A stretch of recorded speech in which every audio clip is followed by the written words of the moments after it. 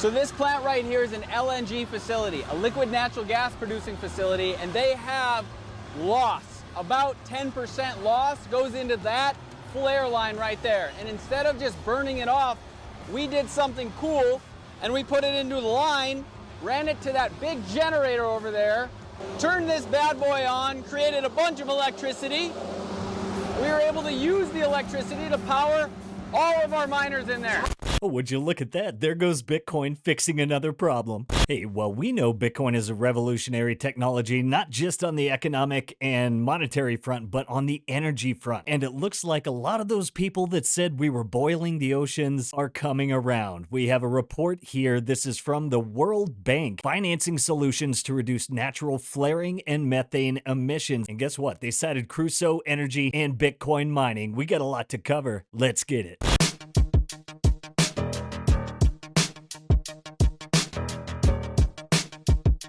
Here we go. World Bank cites Crusoe Energy and states how Bitcoin mining is a major benefit in methane mitigation. We'll have the full link to the report in the show notes. Okay, now we got that section pulled up so you guys can see it. With regard to its business model, Crusoe purchases, installs, and operates the DFM modules at no cost to the oil producer, remunerates the producer by purchasing associated gas, and generates revenue from either Bitcoin mining or operating high-performance computing data centers for third-party clients. The power generation units represent typically 1/3 of CapEx. The data center shell, another 10 to 20%, and the remainder is for computer systems. Price paid for the associated gas is generally lower than pipeline prices, but sufficient to incentivize operators not to flare. When mining Bitcoins, Crusoe mines the crypto for itself, which exposes equity returns to the variability in Bitcoin prices. When providing cloud computing services to third parties, Crusoe has several business models, including fixed rack space and power capacity fees or variable charges per unit of time based on the type of computing hardware used by the customer. Crusoe's solution is advantageous for oil producers because 1, it ensures compliance with flaring regulations, 2, creates an additional revenue stream from associated gas, and 3, demonstrates the producer's commitment to reducing emissions. The concessionaire via royalties and the states via severance taxes also benefit financially from Crusoe's solution. That is a pretty major deal. Looks like one of the major FUDs against Bitcoin has been utterly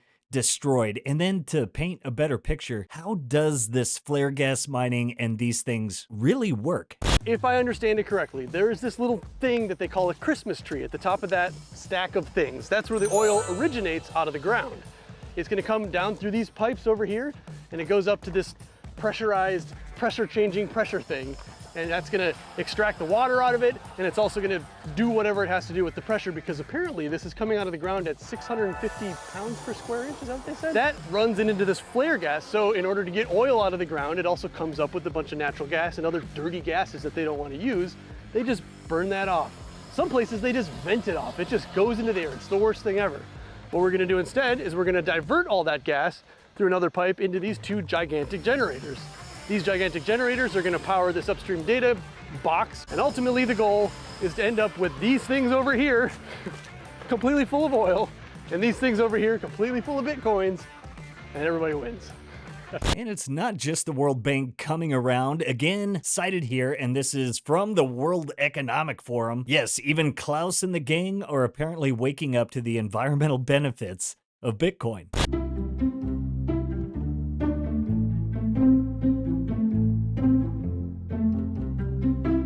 One of the key problems we're focused on emission reduction is called flaring. Flaring happens either in the oil field or in landfills, where you have this waste stream of gas that's associated with oil production or happens from decomposition of landfill.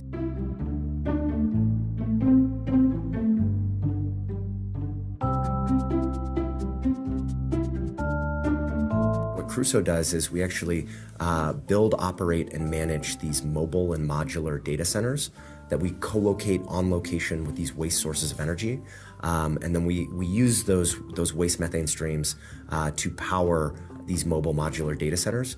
And so by doing that, not only do we create a massive emission reduction from this previously wasted source of energy, but we can also produce ultra low cost computing infrastructure by harnessing this otherwise stranded form of energy.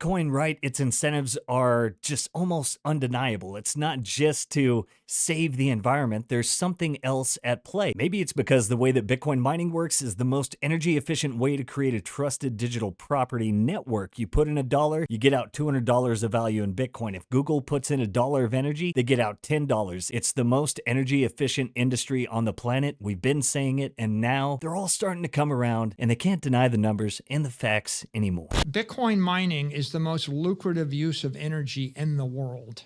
Mm-hmm. Oh, that's hands down. I think in the world, yeah, right? Very provable and very verifiable. In the world.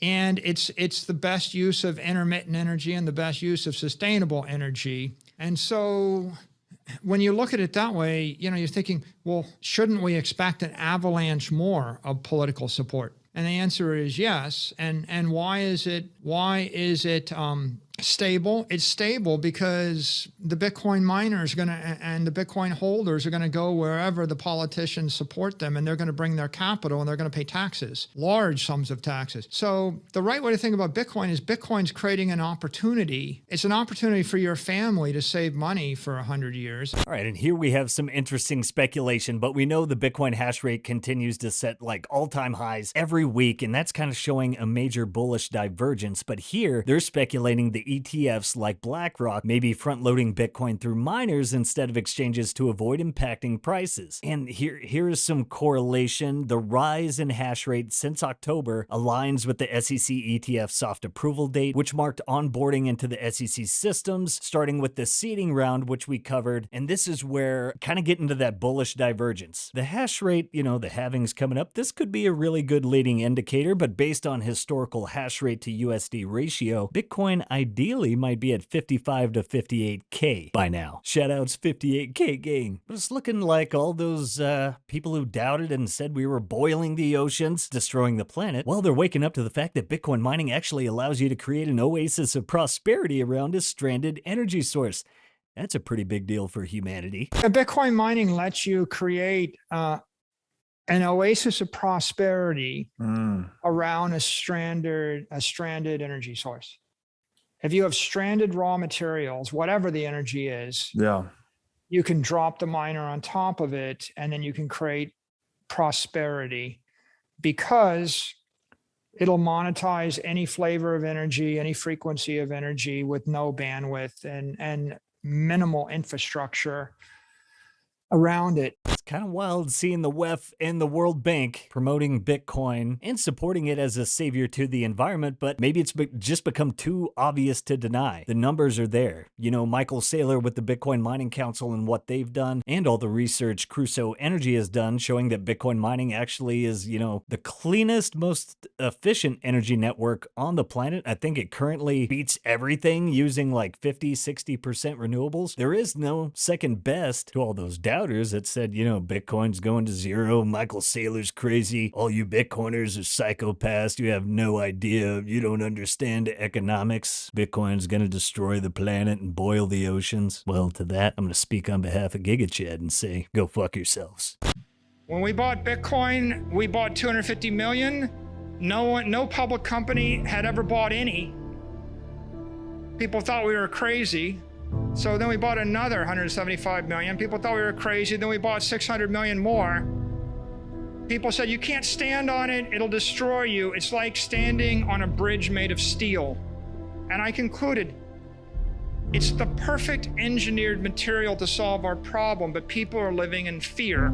After listening to Saylor right there, you want to take care of the most precious property on the planet. Make sure you're safeguarding your generational wealth. If you're just getting started into Bitcoin or want to take your setup to the next level, well, hey, we got just the guys to get you covered. Guys, Simply Bitcoin Originals are powered by the Bitcoin Way, and if you want to take self-custody, get your Bitcoin off those exchanges, well, as your dedicated Bitcoin IT team, the Bitcoin Way is here to guide you from start to finish on your journey to properly self-custody your Bitcoin. What's more, they've recently introduced a 100% privacy-focused collaborative custody services where you'll benefit from advanced multi-sig security, inheritance planning, and much more while remaining 100% in control. Looking to get started or take your Bitcoin setup to the next level? Book a free 30-minute call using that link below. Thanks for stopping in, guys. Be sure to like, subscribe, share that Sound Money Gospel. Make sure you're following us on Twitter where we're getting all the latest breaking news. Set those notifications and we will be your guide through the peaceful Bitcoin revolution. We get a lot more coming your way. Stay tuned, stay bullish, and I'll catch you all next time. Peace. If you prefer to go down with the ship, fuck you.